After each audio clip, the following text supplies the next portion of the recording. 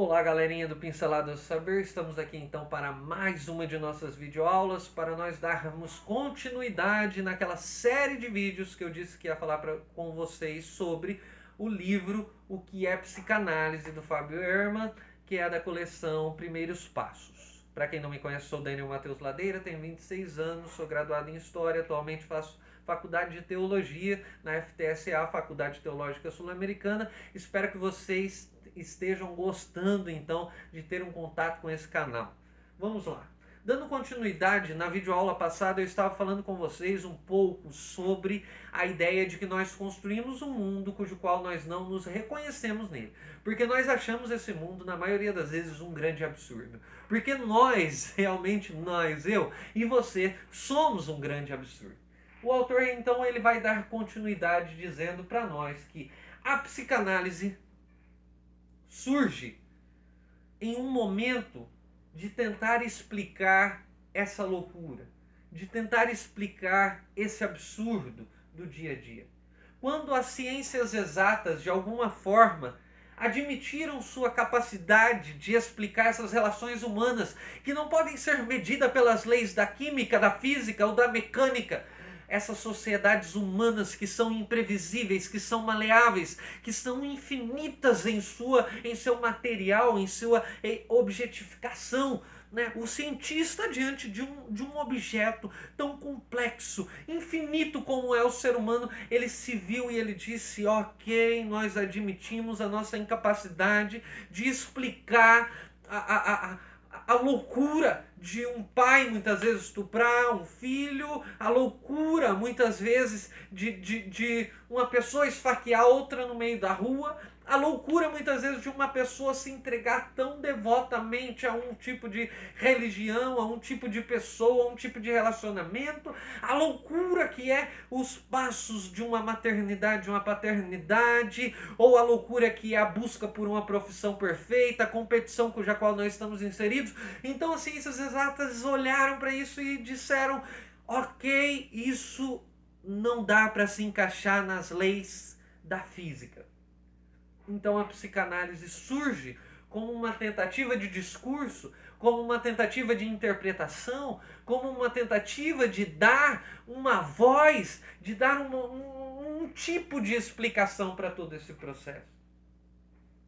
Quando as ciências exatas de alguma forma admitiram a sua incapacidade de explicar, então chamou-se para a grande brincadeira a interpretação. A interpretação é essa tentativa de explicar os sonhos, as emoções e essa loucura. Aí eu coloquei aqui um comentário particular, né? Como eu gosto dessa ideia que a psicanálise, no fundo, é algo diferente do que dar um embasamento empírico. E sim, existe uma dimensão artística em toda essa construção. Eu acho que isso é fundamental. Eu sei que muitos psicanalistas podem olhar esse vídeo e dizer: não, isso é um absurdo, a psicanálise ela se pretende ser uma ciência, o Freud era um médico, os grandes teóricos eles eram embasados cientificamente. É um absurdo você dizer ou relacionar a psicanálise a algum tipo de arte. Me desculpem, mas eu não consigo ver uma relevância em qualquer ciência que se pretenda estudar o ser humano se ela não tiver algum tipo de relacionamento com a arte, se ela não tiver algum tipo de relacionamento com a criatividade. Eu não consigo ver algum tipo de ciência humana que não se debruce a isso, que não seja tocado e toque nisso, nessa dimensão poética, artística. Eu não gosto da ideia da psicanálise como algo empírico, eu gosto da psicanálise como algo interpretativo, dado aos relacionamentos, de uma singularidade, de uma pluralidade de interpretações e de respostas que é incomum às ciências exatas. Como eu gosto de colocar a psicanálise em um lugar que não seja o lugar da exatidão. Ele vai dizer então, leia na íntegra, vamos chamar a isso de princípio do absurdo, esse lugar onde a psicanálise entra. Quando algo chega ao limite e ultrapassam, Quando algo chega ao limite e ultrapassa, ele torna-se em seu contrário. Em nosso caso, o projeto de tornar bem racionais todas as coisas, quando pretendeu dominar uma franjinha que faltava, a loucura, criou um instrumento capaz de entender e curar a loucura. É certo, mas que, junto com ela, entende e mostra a irracionalidade e loucura onde não se suspeitava que houvesse loucura e irracionalidade. A história das ideias é assim, irônica e às vezes vingativa. Vingativa foi fazer ver ao homem que no desconhecimento de seu próprio desejo criava o que queria e também o que não queria, sendo, portanto, absurdo para si mesmo. Esse é o lugar da psicanálise, é o lugar onde nós não gostaríamos de entrar.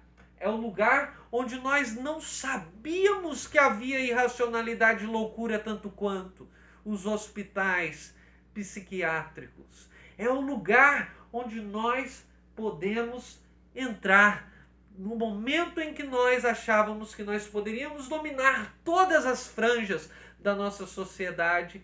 Criou-se então um modelo de interpretação que denuncia esses lugares que nós tínhamos como sacros, como santos, como intocáveis, sistematizados, organizados mecanicamente. Nesses lugares a psicanálise apontou, e como algo que se transforma ao seu contrário, há uma denúncia, e a denúncia é: existem loucuras e irracionalidades em lugares em que nós tínhamos como racionais e razoáveis. Racionalidade diferente é um tipo, a psicanálise é um tipo de racionalidade diferente, ou seja, o inconsciente sempre segue algum tipo de regra, mas é um tipo de regra diferente dessas regras que nós estamos acostumados. Ele conseguiu fazer isso quase que sozinho. É por isso que Freud é o cara. Inventou um método para interpretar essa parada. Surge então a psicanálise da realidade dos histéricos, pessoas com angústias, ataques epiléticos, paralisias e dores sem causas físicas. Então, nós chegamos a um momento onde nós contemplamos, através dessas aulas, o surgimento da psicanálise. Ela surgiu, ela está aflorando, ela aflorou nesse solo cujo qual eu expus para vocês de uma maneira tão intensa nessas duas aulas anteriores. O autor então faz uma distinção para a gente entre método interpretativo e psicanálise, né? Que eu gostaria até, se alguém que estuda psicanálise pudesse comentar aqui embaixo desse vídeo com maior clareza essa distinção feita pelo Fábio Herman, que é entre o método interpretativo e a psicanálise. Quais são as suas peculiaridades, né? As suas rupturas e os seus encontros.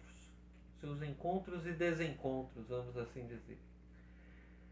Ele vai dizer que o método interpretativo já estava posto da realidade social e ele apenas emergiu no século XIX, num momento em que a sociedade tinha que dar respostas para determinados problemas.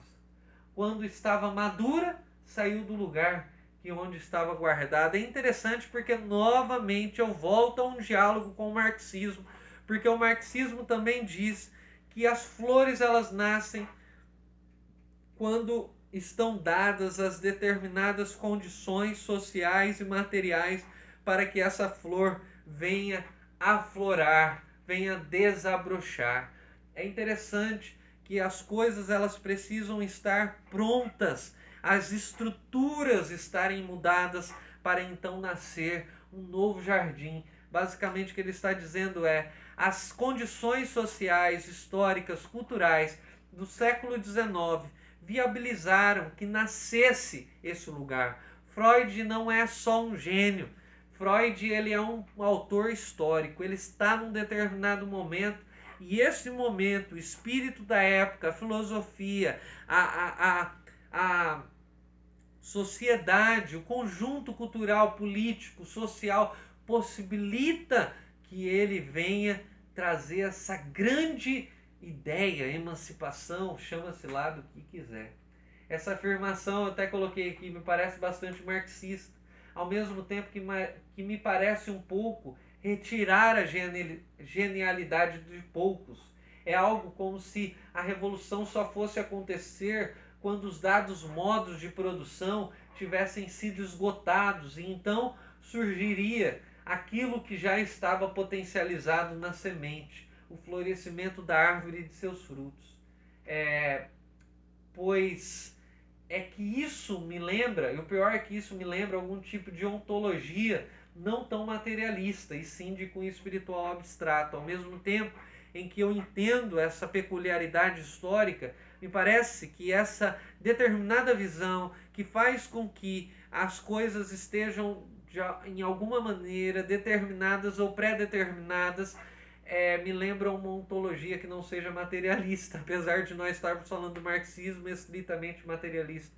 Mas me parece algo de uma ordem diferente. E eu não gostaria de pensar dessa forma. Eu acho que eu gostaria de pensar também no gênio, na possibilidade de que algumas pessoas decidiram, optaram, e não só decidiram e optaram, mas foram capazes, tiveram algum tipo de capacidade, além do chão da história, é óbvio, de romper com o seu tempo, de avançar nos seus limites, de buscar novos horizontes. E eu acho que grandes pensadores como Freud, Nietzsche, Marx, são pensadores que ousaram chegar nesse lugar, que ousaram dar um passo além, um passo adiante, né? Por fim, o autor faz a constatação interessantíssima que o objeto da psicanálise é reconciliar o homem consigo mesmo, ou seja, é reconciliar o homem com o absurdo, sendo descortinado o absurdo que o constitui. Agora, olha só que interessante. Rapidamente, para nós terminarmos, o autor fala sobre o método da psicanálise. O autor cita o fato de que a psicanálise interpreta aquilo que são fenômenos humanos. Talvez você diga o que a psicanálise, qual é o objeto de estudo da psicanálise. O autor ele traz para a gente tudo aquilo que for fenômeno humano é objeto de estudo da psicanálise. Ele divide a psicanálise em ao menos 3 eixos. Ele diria que primeiramente a psicanálise é um método de interpretação, depois a psicanálise ela é uma terapia e por fim a psicanálise é uma teoria psicanalítica. Se alguém que estudou psicanálise puder dar para nós essa sistematização, essa divisão, essa subdivisão de uma maneira interessante nos comentários, agradeceria grandemente. A ideia é que a psicanálise busca encontrar aquilo que dizemos das mais variadas formas. Porém, nós dizemos sem querer dizer. Eu diria que a psicanálise, nesse sentido, persegue aquilo que não é dito, os não ditos de todo o processo. Olha só que interessantíssimo. A psicanálise busca os não ditos, aquilo que nós dizemos, mas ao mesmo tempo nós não gostaríamos de dizer. Isso significa que quando nós falamos assim, poxa vida, eu tentei tantas coisas na vida e eu fui frustrado em muitas delas. Gostaria de ter uma casa própria, mas hoje não tenho. Através de uma frase como essa, simples e objetiva, por trás dela existe uma dimensão gigante de significados. Existe por trás dessa frase uma série de coisas que precisam de ser alcançadas. Que através dessa frase que foi dita, essas coisas que estão atrás, elas não foram ditas. Na verdade, elas foram veladas por essa frase, mas estão guardadas lá dentro e muitas vezes a psicanálise ela deseja ir nesse lugar, no lugar dos não ditos, atrás daquilo que nós pensamos, atrás daquilo que nós gostaríamos que fôssemos, atrás daquilo que nós gostaríamos de dizer. Há algo a mais. A psicanálise ela está dando um passo além. Para nós comunicarmos, precisamos fazer aquilo que o autor chama de redução. toda a nossa fala, toda a nossa linguagem, toda a nossa tentativa de expor, de falar, de nos comunicar é algum tipo de redução. Nós reduzimos para que nós pudéssemos nos compreender. Não dá para ser singularizado ao extremo numa comunicação ou na sociedade ou dentro das instituições.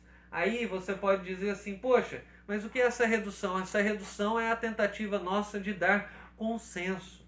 Ele dá o exemplo, por exemplo, imagine numa discussão, você já discutiu algumas vezes, numa discussão por várias vezes você precisa de olhar para outra pessoa e dizer assim, olhe, não foi isso exatamente que eu quis dizer. Eu quis dizer isso, isso, isso e isso. E a pessoa replica. E você diz, não, mas não é isso que eu estou querendo dizer. Eu estou querendo dizer isso, isso, isso e isso. E a pessoa diz algo e você fala, ah, então você está querendo dizer isso. A pessoa fala, não, é bem assim que eu quis falar. Ou seja, num ato de discussão, a redução, o consenso, a ideia do consenso foi retirada do jogo, entende? E aí nós podemos colocar a nossa singularidade. E quando a singularidade acontece, a comunicação fica difícil e por isso ocorre então as discussões e as má interpretações.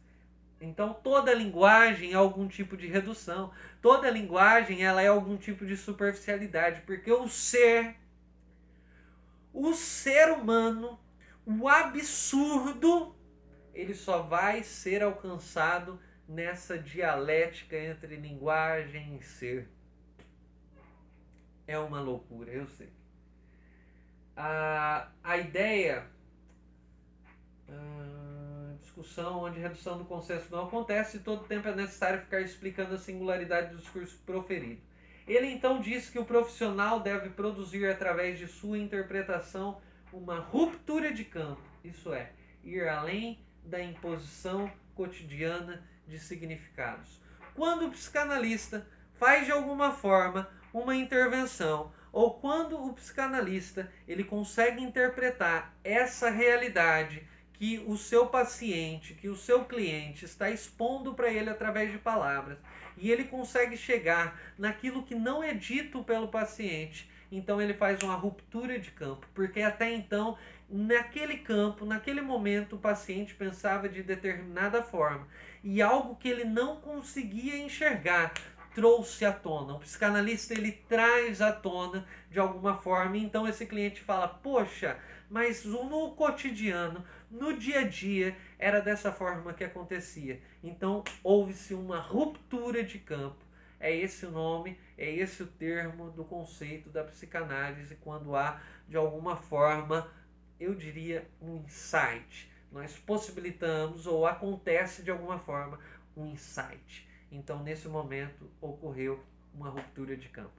Espero que vocês tenham gostado desse vídeo. Se inscrevam no canal, compartilhem, comentem. Até o próximo Pinceladas do Saber. E é hora de dar tchau!